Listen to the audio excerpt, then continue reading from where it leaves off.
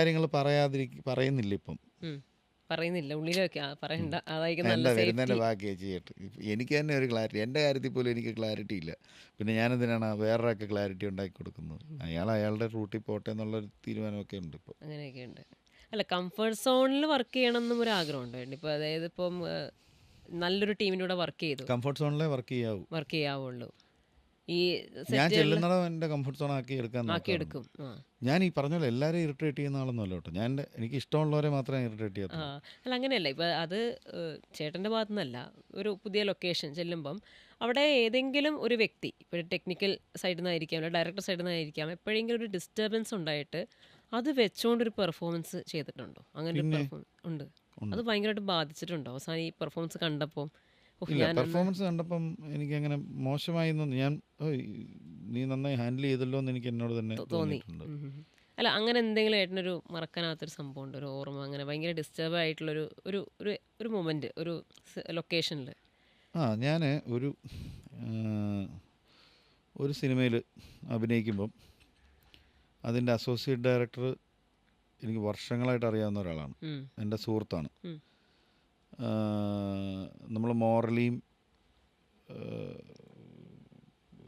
Down ആയിരിക്കുന്ന സമയത്തൊക്കെ ഞാൻ അങ്ങോട്ട് വിളിച്ച് ധൈര്യപ്പെടുത്തുകയും നമ്മളുടെ ഒരാൾ എന്നുള്ള രീതിയിൽ തന്നെ കണ്ടിട്ടുള്ള ഒരു സുഹൃത്താണ്. ഈ സിനിമയിലേക്ക് അദ്ദേഹം തന്നെയാണ് എന്നെ വിളിച്ച് കാസ്റ്റ് ചെയ്യുന്നത്. ഇങ്ങനെ ഒരു പരിപാടി വന്നിട്ടുണ്ട്, ഞാൻ ചേട്ടൻ്റെ പേര് പറഞ്ഞിട്ടുണ്ട്, അവർ വിളിക്കുമായിരിക്കും എന്നൊക്കെ പറയുന്ന ഈ സുഹൃത്ത് തന്നെയാണ്. പിന്നെ അവിടെ ലൊക്കേഷൻ ചെന്ന് കഴിഞ്ഞപ്പം അവിടെയുള്ള എല്ലാവരും നമ്മുടെ സുഹൃത്തുക്കളാണ്. ഡയറക്ടറും നമ്മുടെ സുഹൃത്തായി, ക്യാമറമാൻ എനിക്ക് വർഷങ്ങളായിട്ട് അറിയാവുന്ന ആൾ, കൂടെ അഭിനയിക്കുന്നത് സുഹൃത്തുക്കളാണ്. അപ്പം നമ്മളുടെ ഒരു സർക്കിൾ പോലെ ആണ്. അപ്പം ഒരു ദിവസം എന്നെ ഉച്ചയ്ക്ക് എനിക്ക് ഷൂട്ടുള്ളൂ. ഞാൻ ഉച്ചയ്ക്ക് അവിടെ ചെന്നു. അപ്പം നാട്ടിൽ എൻ്റെ ഒരു വളരെ വേണ്ടപ്പെട്ട ഒരാൾ മരിച്ചു. അപ്പം തിരുവല്ല നാട്ടിൽ എറണാകുളത്താണ് ഷൂട്ടിങ്. അപ്പം പിറ്റേ ദിവസം എനിക്കിവിടെ ഷൂട്ടുണ്ട്. ഇന്നെനിക്ക് ഒരു സീനേ ഉള്ളൂ. ഇത് ചെയ്തിട്ട് ഞാൻ നാട്ടിൽ പോയാൽ അവരുടെ വീട്ടിൽ പോയി അതൊന്ന് കണ്ടിട്ട് എനിക്ക് പിറ്റേ ദിവസം രാവിലെ ഇവിടെ ഷൂട്ടിന് എത്താം. അപ്പോൾ ഉച്ചയ്ക്ക് ഒരു 3 മണിക്കെങ്കിലും തീർന്നാൽ എനിക്കൊരു 6 മണിയാകുമ്പോൾ അവിടെ എത്തി കണ്ടിട്ട് ഒരു 9 മണിയാകുമ്പോൾ തിരിച്ച് ഒന്ന്. എനിക്ക് ഉറക്കമൊക്കെ ഭയങ്കര നിർബന്ധമാണ് അഭിനയിക്കുന്ന സമയത്ത്, പിറ്റേ ദിവസം. തീർച്ചയായിട്ടും ക്യാമറ മുന്നിൽ വരുന്നത്. അപ്പം ഞാൻ അതെല്ലാം ആലോചിച്ചിട്ട് ഒരു 2 മണിക്ക് തുടങ്ങുമെന്ന് വിചാരിച്ചു. ഞാൻ 12 മണിയായപ്പോൾ ചെന്ന് മേക്കപ്പൊക്കെ ഇട്ട് ഡ്രസ്സെല്ലാം ഇട്ടിരുന്നു. 2 മണിയായിട്ടും തുടങ്ങുന്നില്ല. അപ്പോൾ എന്താണ് ഡിലേ? അസിസ്റ്റൻസിനോട് ചോദിച്ചു. അപ്പോൾ അവരവിടെ ഡിസ്കഷനിലാണ് എന്ന് പറഞ്ഞു. അത് 2:15 2:30 ആയപ്പോൾ എനിക്ക് മനസ്സിലായി ഇനിയും നിന്നാൽ ഇത് നീർന്നു. അപ്പം ഞാൻ അവരിരുന്ന സ്ഥലത്തോട്ട് കയറി ചെന്നിട്ട്, അളിയെ തുടങ്ങല്ലേ എന്ന് ചോദിച്ചു. അപ്പം ഈ പുള്ളി എന്നോട് തുടങ്ങാറാകുമ്പോൾ ആൾ വന്ന് വിളിക്കുമല്ലോ, അപ്പം അവിടെ വെയിറ്റ് ചെയ്താൽ മതി, തുടങ്ങാറാകുമ്പം അസിസ്റ്റൻ്റ് വന്ന് വിളിക്കും. അതെനിക്ക് പെട്ടെന്ന് പുള്ളിയുടെ വായിന്ന് കേട്ടപ്പോൾ എനിക്ക് ഭയങ്കര സങ്കടമായി. ഞാൻ ചോദിച്ചു, അതെന്താ? അഭിനയിക്കാൻ വന്നതല്ലേ, കൂടുതൽ കാര്യങ്ങളൊന്നും അറിയണ്ട, നിങ്ങളവിടെ പോയി വെയിറ്റ് ചെയ്യുക, സമയമാകുമ്പോൾ അസിസ്റ്റൻ്റ് വന്ന് വിളിക്കും. അത് വേറൊരു ആളാണ് പറഞ്ഞിരുന്നതെങ്കിൽ സോറി എന്ന് പറഞ്ഞിട്ട് ഞാനൊക്കെ പോയേനെ. കാരണം അയാൾ അങ്ങനെയല്ലല്ലോ ഒരാളോട് പറയേണ്ടത്. ഇതിനകത്തൊരു ഹൈറാർക്കി. നീ നിന്റെ കാര്യം നോക്കിയാൽ നമ്മളിവിടെ ചെയ്യുന്നുണ്ടെന്ന് പറയുമ്പോൾ നമ്മളൊരു തേർഡ് പാർട്ടി ആയി പോയി. അങ്ങനെ എനിക്ക് ഇഷ്ടമില്ലാത്ത, എനിക്ക് പരിചയമില്ലാത്ത ഒരാളാണ് പറയുന്നതെങ്കിൽ, അല്ലെങ്കിൽ എനിക്ക് എത്ര അടുപ്പമില്ലാത്ത ഒരാളാണ് പറയുന്നതെങ്കിൽ അയാളെ നന്നാക്കാൻ ഞാൻ നോക്കത്തില്ല. അയാൾ അങ്ങനെ തന്നെ ജീവിച്ചോട്ടെ, ആ സ്വഭാവമായിട്ട് അങ്ങനെ തന്നെ പൊക്കോട്ടെ എന്നേ ഞാൻ വിചാരിക്കത്തുള്ളൂ. പക്ഷെ അയാളുടെ കുടുംബത്തിനെ പറ്റിയും ഭാര്യയെ പറ്റിയും ഒക്കെ ഓർത്ത് എനിക്ക് വിഷമം ഉണ്ടാകും. പക്ഷേ ഈ മനുഷ്യനാണല്ലോ ഇവർ താങ്ങുന്ന ഇത്രയും കാലമായിട്ടൊക്കെ തോന്നും. ഇവൻ എൻ്റെ സുഹൃത്തായതുകൊണ്ടും പെട്ടെന്ന് ഞാൻ അതെന്താ കളി അങ്ങനെ പറഞ്ഞ് എന്ന് ചോദിക്കുകയും പിന്നെ അവിടെ ഒരു തർക്കം ഉണ്ടാവുകയും. ഞാൻ സിനിമ ഒരു ഗ്രൂപ്പ് വർക്കാണ്, അങ്ങനെ നിങ്ങൾ അവിടെ പോയിരുന്നാൽ മതി, സമയമാകുമ്പോൾ വന്നാൽ മതി എന്നൊന്നും പറയരുത്.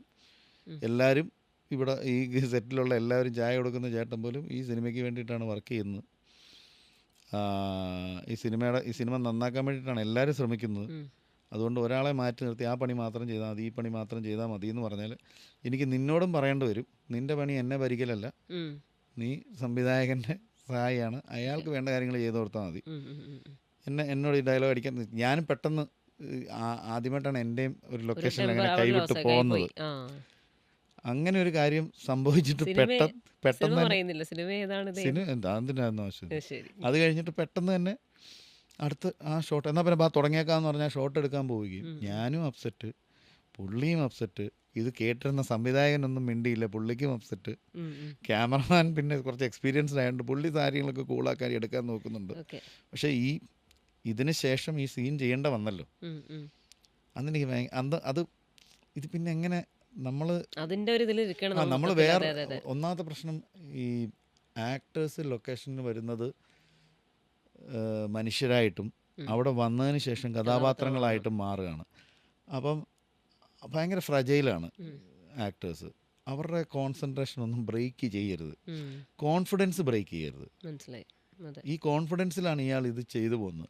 കാരണം ഇത്രയും ആൾക്കാർ ചുറ്റിനും നിൽക്കുന്നു, എല്ലാവരും നോക്കിക്കൊണ്ട് നിൽക്കുമ്പോൾ വേറൊരാളായിട്ട് മാറി ഒരു പെർഫോമൻസ്, ഡയലോഗ്സ് ഓർത്ത് പറഞ്ഞ്, മൂവ്മെൻ്റ് ഓർത്ത്, ലൈറ്റ്സ്, ക്യാമറ പൊസിഷൻസ്, മാസ്ക്, ഇതെല്ലാം ഓർത്ത് ഇതെല്ലാം ചിന്തിക്കുകയും വേണം, ആ കഥാപാത്രമായി നിൽക്കുകയും ചെയ്യണം, ആ കഥാപാത്രത്തിൻ്റെ മൈന്യൂട്ട് പരിപാടികളെല്ലാം പിടിക്കുകയും ചെയ്യണം. ഇത്രയെല്ലാം ചെയ്യുന്ന ഒരാൾ ഇതെല്ലാം ചെയ്യുന്നത് അത് ആത്മവിശ്വാസത്തിൻ്റെ പുറത്താണ്. അയാളുടെ ആത്മവിശ്വാസം ഒരിക്കലും കളയരുത്, ഡിസ്റ്റർബ് ചെയ്യരുത്. അതുകൊണ്ടാണ് നമ്മൾ കണ്ടിട്ടുള്ള ലെജൻഡറി ഡയറക്ടേഴ്സ്, സീനിയർ ഡയറക്ടേഴ്സ് ഒന്നും ആക്ടേഴ്സിനെ കുറ്റം പറയുകയോ വഴക്ക് പറയുകയോ അങ്ങനെ ഒന്നും ചെയ്യാത്തത്. എപ്പോഴും പാമ്പർ ചെയ്ത് കംഫോർട്ട് ചെയ്ത് നിർത്തത്തുള്ളൂ. കാരണം ആ കോൺഫിഡൻസ് ആണ് അവരുടെ ഏറ്റവും നല്ല പെർഫോമൻസിനെ വെളിയിൽ കൊണ്ടിരുന്നത്. പല സിനിമാ താരങ്ങൾക്കും കൂടെ നിന്ന് സപ്പോർട്ട് നൽകുന്നത് അവരുടെ പാർട്ട്നേഴ്സ് തന്നെയാണ്. സിനിമയിൽ ഒരുപക്ഷെ ഇന്ന് പലരും നടന്മാരോ അല്ലെങ്കിൽ നായികമാരോ ഒക്കെ ആയിട്ടുണ്ടെങ്കിൽ പലപ്പോഴും നടന്മാരുടെ ജീവിതം എടുത്തു നോക്കിയാൽ കാണാം, അതിപ്പോൾ മോഹൻലാൽ ആണെങ്കിലും മമ്മൂട്ടി ആണെങ്കിലും കുഞ്ചാക്കോ ബോബൻ ആണെങ്കിലും ഇവരെല്ലാം സീറോയിൽ നിന്ന് തുടങ്ങിയ ആൾക്കാർ തന്നെയാണ്. ഇവർക്കൊപ്പം നിന്ന ഭാര്യമാർ തന്നെയാണ് ഇവരെ മുന്നോട്ട് നയിച്ചിട്ടുള്ളത്. ഇപ്പോൾ നടൻ പ്രശാന്ത് അലക്സാണ്ടർ തന്റെ ഭാര്യയെ കുറിച്ച് പറയുന്ന ചില കാര്യങ്ങളാണ് വൈറലായി മാറുന്നത്. അത്യാവശ്യം സാമ്പത്തികമുള്ള നല്ലൊരു കുടുംബത്തിലാണ്, അച്ഛനെയും അമ്മയുടെയും മകളായി ജനിച്ച ആളാണ് തന്റെ ഭാര്യ ഷീബ. ആ പെൺകുട്ടിക്ക് തന്റെ വീട്ടിൽ വന്ന് ഇത്രയും കഷ്ടപ്പെട്ട് അല്ലെങ്കിൽ ഇങ്ങനെ പണിയെടുത്ത് കുട്ടികളെ നോക്കി വീട്ടുജോലിയും ചെയ്ത് അങ്ങനെ കഷ്ടപ്പെടേണ്ട ഒരു ആവശ്യവുമില്ലായിരുന്നു. അതും ഒരു ബേസിക് ആയിട്ടുള്ള ഒരു സാലറി ഇല്ലാത്ത ഒരാൾക്ക്. കാരണം സിനിമ എന്ന് പറയുന്നത് ചിലപ്പോൾ ഉണ്ടാകും, ചിലപ്പോൾ ഉണ്ടാവില്ല, അങ്ങനെയാണല്ലോ.